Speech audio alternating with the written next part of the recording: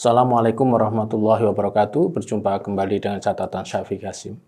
Di tengah-tengah kritik pada peran Islam di dalam kehidupan manusia, pada tahun 2025, bulan Juni, Pew Research mempublikasikan sebuah laporan bertajuk How the Global Religious Landscape Changed from 2010 to 2020. Bagaimana lanskap keagamaan global berubah dari 2010 sampai 2020. Sudah barang tentu, studi ini menarik karena media dan berita-berita, bahkan temuan-temuan ilmiah banyak yang memprediksi bahwa Islam akan semakin kehilangan pengaruh dan makna. Banyak indikasinya negara-negara Islam tidak mengalami perubahan berarti dari kemundurannya sejak berabad-abad lalu. Banyak negara berpenduduk Muslim di dunia yang sering berkonflik. Penduduk Palestina sudah bertahun-tahun banyak yang dibunuh oleh tentara Israel. Bahkan serangan Israel ke Gaza 2023-2025 mengorbankan sekitar 70.000 warga Palestina. Iran senantiasa diancam oleh Amerika dan Israel. Sampai saat ini sekarang juga penduduk Muslim hanya menjadi pasar dunia. Tidak ada temuan dan kemajuan dalam bidang ilmu pengetahuan dan teknologi yang dimenangkan oleh Muslim. Islam dideskripsikan oleh banyak negara maju, terutama di Barat, sebagai agama yang tidak mendukung demokrasi, hak asasi manusia, sains, dan masih banyak lagi yang menyebabkan Islam itu dideskripsikan sebagai hal-hal negatifnya saja. Namun laporan Pew Research Juni 2025 di atas itu sangat menarik, di mana Islam dinyatakan sebagai agama yang mengalami perkembangan yang paling cepat, fastest growing religion in the world atau di dunia ini. Kesimpulan ini didasarkan pada rentang waktu 2010 sampai 2020. Mari kita lihat hasilnya. Menurut Pew Research Center, Kristen tetaplah menjadi agama yang terbesar dalam rentang waktu di atas atau 10 tahunan. Pada tahun 2020 penduduk Kristen menjadi 2,3 miliar. Pertambahan dari 2010 ke 2020 adalah 121,6 juta.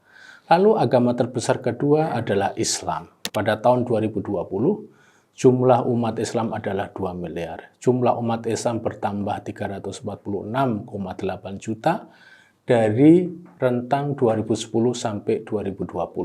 Mereka yang tidak berafiliasi pada agama atau religiously unaffiliated itu sebanyak 1,9 miliar pada tahun 2020. Jumlah ini mengalami pertambahan 270,1 dari tahun 2010 sampai tahun 2020. Mereka ini tidak selalu ateis, namun bisa saja mereka tidak mau mencantumkan agama mereka karena persoalan lain, misalnya pajak gereja di negara-negara Eropa dan Barat lainnya. Lalu berikutnya adalah jumlah penganut agama Hindu, yaitu 1,2 miliar pada tahun 2020. Jumlah tambahan dari agama ini adalah 126,3 juta dari tahun 2010. Jumlah ini setara dengan jumlah penduduk India. Lalu Buddha. Buddha ini menarik karena pengikut agama tidak mengalami kenaikan, namun bahkan mengalami penurunan. Jumlah keseluruhan adalah 0,3 miliar dan mengalami penyusutan sejak 2010 sebanyak minus 18,6 juta. Lalu agama lain, maksudnya adalah agama di luar agama di atas, itu berjumlah 0,2 miliar pada tahun 2020. Jumlah ini mengalami penambahan sejak 2010 sebanyak 18,1 juta. Jumlah pemeluk terkecil adalah pada agama Yahudi. Jumlahnya 0,01 miliar pada 2020 dan mengalami penambahan 0,9 miliar sejak 2010. Namun di balik perkembangan jumlah yang begitu cepat bagi pemeluk Islam, apakah ini diikuti dengan penyebarannya ke berbagai negara di dunia? Jawabnya tidak. Meskipun populasi Muslim global tumbuh lebih cepat daripada agama besar lainnya di antara 2010 sampai 2020, hal ini sebagian besar disebabkan oleh pertumbuhan populasi secara keseluruhan di negara-negara tempat Muslim terkonsentrasi. Proporsi Muslim diperkirakan meningkat setidaknya 5 poin di Kazakhstan, Benin, dan Lebanon, dan menurun setidaknya 5 poin di Tanzania dan Oman. Artinya beberapa negara Islam mengalami pertumbuhan penduduk yang cukup besar. Artinya di sini yang berpengaruh adalah faktor demografi. Dinyatakan dalam laporan terkait, Islam was the world fastest growing religion from 2010 to 2020. Orang-orang Islam lebih banyak anak dan rata-rata lebih muda daripada anggota agama-agama besar lainnya. Berdasarkan pada data periode 2015-2020, seorang wanita muslim akan memiliki rata-rata 2,9 anak sepanjang hidupnya, dibandingkan dengan 2,2 anak per wanita non-muslim. Hal lain adalah perubahan populasi muslim tidak banyak berkaitan dengan orang yang masuk atau keluar dari agama Islam di tingkat global. Berdasarkan data survei yang dikumpulkan di 117 negara dan wilayah dari tahun 2008 hingga 2024, ditemukan bahwa sekitar 1% orang yang dibesarkan sebagai muslim meninggalkan agama mereka. Kehilangan ini diimbangi oleh masuknya orang-orang yang memeluk Islam dalam jumlah yang sebanding pula. Perkembangan yang begitu cepat ini sudah barang tentu patut disyukuri. Namun pertumbuhan penduduk yang sifatnya kuantitatif harus mendapat keseimbangan, pertambahan mutu atau kualitatif dari umat Islam itu sendiri. Jika jumlah penduduk besar namun tidak produktif, maka itu akan menjadi beban berat bagi umat Islam itu sendiri. Produktivitas inilah yang bisa menjamin setiap pertambahan jumlah penduduk, maka mereka akan mendapatkan jaminan kesejahteraan, pendidikan, keamanan, dan lain sebagainya. Pada realitasnya, negara-negara Islam yang bisa dinyatakan memiliki produktivitas atau kemajuan, itu jumlahnya tidak banyak.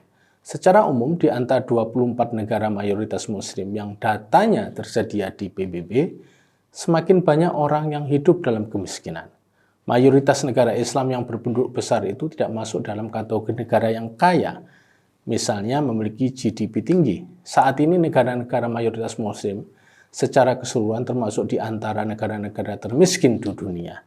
Sebagaimana diukur berdasarkan produk domestik bruto atau PDB, di atas per kapita dalam dolar Amerika yang disesuaikan dengan purchasing power parity atau daya beli paritas.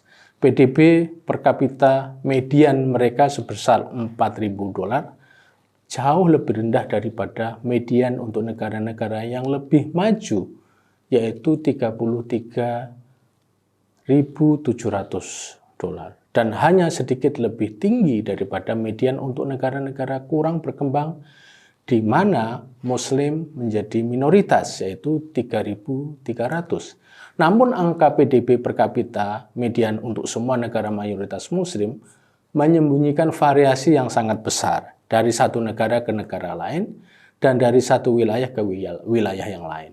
Kenyataan memang banyak ironinya. 3 dari 10 negara dengan PDB per kapita tertinggi di dunia adalah negara mayoritas Muslim, seperti Qatar, Kuwait, dan Brunei. Tetapi 3 dari 10 negara dengan PDB per kapita terendah di dunia juga merupakan negara Muslim, yaitu Afghanistan, Niger, dan Somalia. Sebagai catatan, perkembangan penduduk yang cepat untuk umat Islam harus seimbang dengan mutu umat Islam itu sendiri. Demikian, wassalamualaikum warahmatullahi wabarakatuh.